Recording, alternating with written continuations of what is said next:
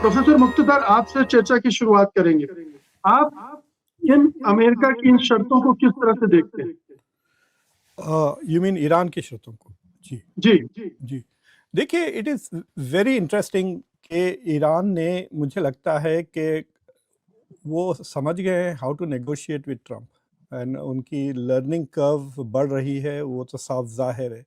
So for example, उनको पता है कि डोनाल्ड ट्रम्प की अब एक ही प्रायोरिटी है, वो है कि हॉर्मुज़ का खुल जाए, और दूसरी चीज़ ये है कि क्लेम्स हम win on the nuclear issue. तो उन्होंने न्यूक्लियर इशू को पीछे ढकेल दिया एकदम, और जिस तरह से वो कह रहे हैं कि अगर हॉर्मुज़ खुल जाता है और कुछ भी नहीं होता, देन ईरान का फ़ायदा है टू सम एक्सटेंट, कि एटलीस्ट प्रेशर ख़त्म हो जाएगा, अमेरिका के लिए भी प्रेशर ख़त्म हो जाएगा अगर हॉर्मुज़ खुल जाता है दोनों तरफ से। But Iran will not gate जो अल्टीमेटली वो चाहता है, जो सैंक्शंस रिलीफ, वो नहीं मिलेगी। और अगर कोई पीस अग्रीमेंट नहीं हुआ तो फिर दोबारा किसी बहाने Israel can start a war जिसमें अमेरिका मजबूरन ज्वाइन करना पड़े।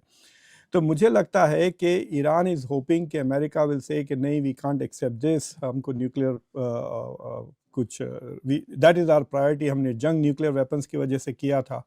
तो मुझे लगता है कि वहाँ पर ईरान विल से ठीक है, हम 2 साल के लिए या 5 साल के लिए रुक जाते हैं on enrichment, we will not give up the right to enrich, लेकिन हम सस्पेंड कर सकते हैं 2-3 साल के लिए, और आप अब देन आप हमको सैंक्शंस रिलीव कर दें। और बाज़ रिपोर्ट्स के मुताबिक दे आर ऑल्सो सेइंग कि लेबनान में जो अटैक्स हो रहे हैं वो भी रुक जाना चाहिए।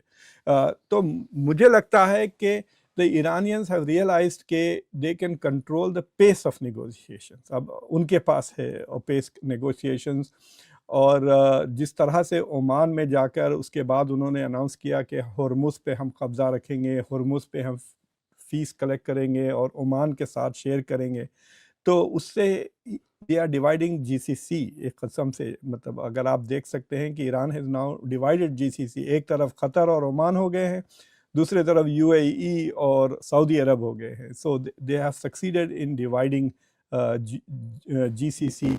और ये जो रशिया की विजिट थी, that was a smart move जो उन्होंने किया, कि एक तो ये कि Iran is not fully isolated, और ईरान ऐसा मतलब इतना दबाव में नहीं है अमेरिकन प्रेशर के वो नॉर्मल डिप्लोमेसी भी नहीं कर सकता। वो सारी चीज़ों को उन्होंने साइड में कर दिया by going on A regional trip. Pakistan भी गए, वहाँ भी गए।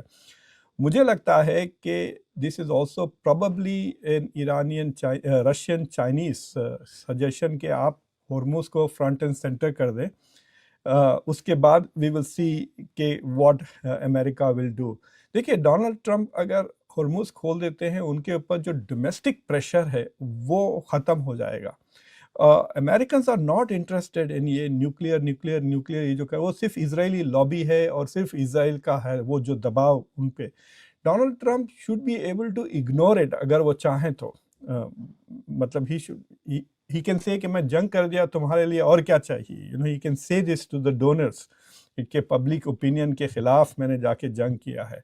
बट आई थिंक कि ये जो पाकिस्तान के ऊपर जो क्वेश्चन मार्क डाला है, कि पाकिस्तान पे प्रेशर जो डाल, एक कोई इब्राहिम रज़ाई नाम के शायद मेंबर ऑफ पार्लियामेंट है जिन्होंने ये बात उठाई है। I think they have realised कि Pakistan is also trying very hard to कि कुछ ना कुछ होते रहे ताकि पाकिस्तान की सेंट्रलिटी मौजूद रहे। So it is quite possible कि वो पाकिस्तान ईरान पे भी प्रेशर डाल रहा है कि आप कुछ करें, and is not playing on Iran's time table. तो मुझे लगता है कि इससे ट्रम्प के ऊपर भी प्रेशर पड़ जाता है ना, कि हमारा जो मेन नेगोशिएटिंग पार्टनर है, एक तरह से Pakistan has become a negotiating partner US का। तो because it is quite possible कि अगर ईरान से we will not talk through Pakistan, फिर वो ओमान के साथ बात कर सकते हैं। I think that was one reason why वो पाकिस्तान से ओमान भी गए, कि ये पूछ लेने के अगर we propose you as an alternate location, क्या आप रेडी होंगे। और दैट इज़ ऑल्सो सेफ़र, 1.5 घंटे की फ़्लाइट है बस वो वहाँ से, तेहरान से मस्कत।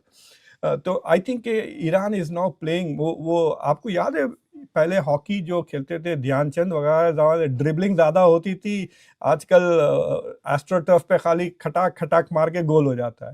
تو امریکہ ایسٹرو ٹرف ٹائپ ہاکی کھیلتا ہے، ایران ڈربلنگ والی کرتا ہے. اب وہ بال ان کے ہاتھ میں ہے، وہ خالی ڈربل کر رہے ہیں مڈ فیلڈ میں. مجھے ایسا لگتا ہے کہ گیم کہیں جا نہیں رہی. ہمارے